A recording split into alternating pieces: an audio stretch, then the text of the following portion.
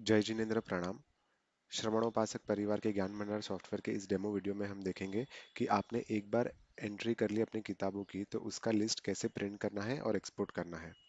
तो जैसे ही आप सॉफ्टवेयर शुरू करते हैं तो टॉप लेफ्ट कॉर्नर में ये बुक नंबर का ऑप्शन है, आपको इसे क्लिक करना है और सबसे पहला ऑप्शन है एक्सपोर्ट एंड मेल लिस्ट। आप जैसे ही ये करते हैं तो आपको एक सिंक्रोनाइज करने का ऑप्शन दिखेगा। इससे क्या होगा कि अगर जो पैरेलली कोई दूसरे कंप्यूटर में भी कोई बंदा एंट्री कर रहा है तो उसका भी डेटा आपको मिल सकता है। तो हमेशा लिस्ट एक्सपोर्ट करने के पहले आपको ये सिंक्रोनाइज करने के लिए बोलेगा, तो आपको इसे यस करना है। आप जैसे ही यस करेंगे तो ये सिंक्रोनाइजेशन शुरू हो जाएगा।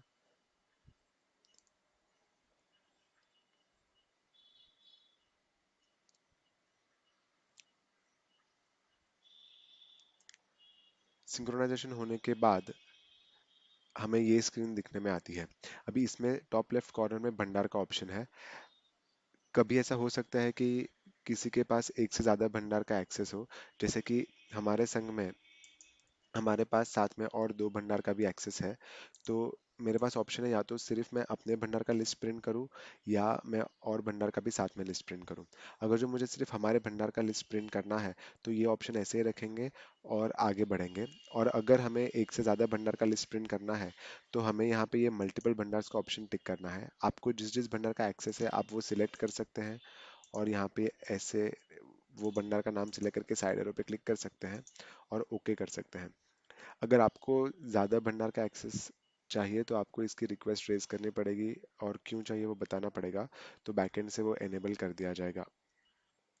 अब आपने एक बार ये रन कर लिया तो इसमें कुछ ऑप्शंस हैं जो यहाँ से हट जाते हैं, बिकॉज अगर जो आप मल्टीपल भंडार का कर रहे हैं तो आपको by default alphabetical he report इसमें जनरेट होगा, यानी ए बी सी डी या अ ब क के हिसाब से। आपने एक बार ये मल्टीपल भंडार सिलेक्ट कर लिया तो आपके पास ऑप्शन होता है, या तो आपको गुजराती में लिस्ट चाहिए या हिंदी में लिस्ट चाहिए। तो आप जो भी भाषा चाहिए वो आप सिलेक्ट कर सकते हैं। उसके बाद ये फॉर्मेटिंग और इंडेक्सिंग पे टिक रखना ही है, जिससे कि वो एक प्रॉपर फॉर्मेट में हो और उसका इंडेक्स है जो पहला पेज है अनुक्रमणिका जिसे बोलते हैं वो अपने आप उसमें बन जाएगा। उसके बाद यहाँ पे ये लीगल और A4 साइज का पेज का ऑप्शन है। तो आपको जो भी पेज साइज में चाहिए आप वो सिलेक्ट कर सकते हैं। अगर आपको उसका पीडीएफ क्रिएट करना है तो आपको यहाँ पे ये क्रिएट पीडीएफ का ऑप्शन टिक करना है, तो साथ ही में पीडीएफ भी क्रिएट हो जाएगा। अगर जो पीडीएफ नहीं चाहिए तो आपको उसे अनचेक कर सकते हैं। यदि कोई आईडी पे साथ में मेल भी करना है तो आप ये मेल पे चेक चेक कर सकते हैं और यहाँ पे अपना ईमेल आईडी डाल सकते हैं। अभी ये एक ऑप्शन है blank pages after every letter.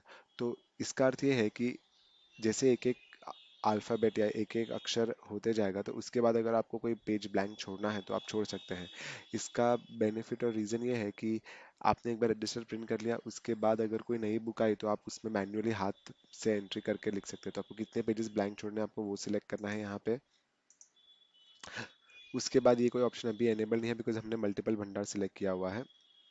उसके बाद का ऑप्शन है फाइल नेम। तो आपको ये फाइल कहाँ पे सेव करनी है, तो आपको उसका बाय डिफॉल्ट जो आपने ज्ञान भंडार का फोल्डर बनाया हुआ रहेगा उसके अंदर ये सेव हो जाएगा रिपोर्ट्स करके फोल्डर में। अगर आपको कहीं और सेव करना है तो आप वो हिसाब से भी एड्रेस सेव कर सकते हैं। इतना करने के बाद आपको ये एक्सपोर्ट क्लिक करना है। अब जैसे एक्सपोर्ट क्लिक करेंगे तो इस तरह से वो एक्सपोर्टिंग शुरू हो जाएगी। एक चीज़ आपको ये याद रखनी है कि अगर आपका डेटा बड़ा है तो ये एक्सपोर्ट होने को टाइम लगेगा, तो आपको पेशेंटली राह देखनी है। जैसे ही एक्सपोर्ट हो जाएगा तो यहाँ पे राइट हैंड साइड पे एक पॉपअप आ जाएगा कि एक्सपोर्ट हो चुका है। अब हम इसके बाकी के कुछ एडिशनल फीचर्स देख लेते हैं। जैसे कि अगर आप सिंगल भंडार का रजिस्टर प्रिंट करते हैं, जैसे कि सिर्फ एक ही भंडार का प्रिंट कर रहे हैं, तो इसमें आपको अल्फाबेटिकल और न्यूमेरिकल दोनों ऑप्शन आते हैं। आप नंबर वाइज भी अपना रजिस्टर प्रिंट कर सकते हैं।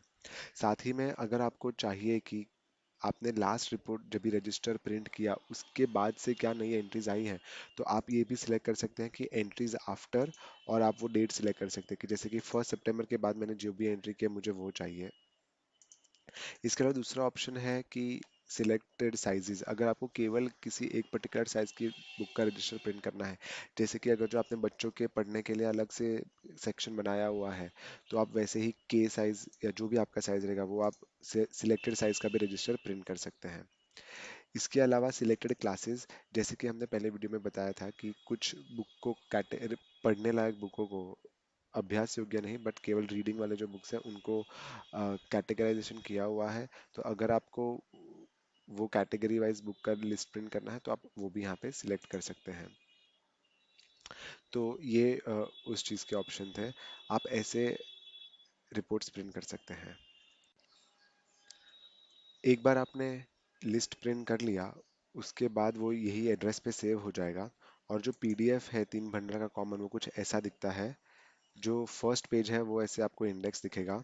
उसके बाद यहाँ से शुरू हो जाएगा नंबर सबसे पहले, और जो तीन भंडार आपने सिलेक्ट किए हैं वो आपको यहाँ पे ऐसे दिखते हैं यहाँ पे। तो इस तरह से ये रिपोर्ट जनरेट होता है।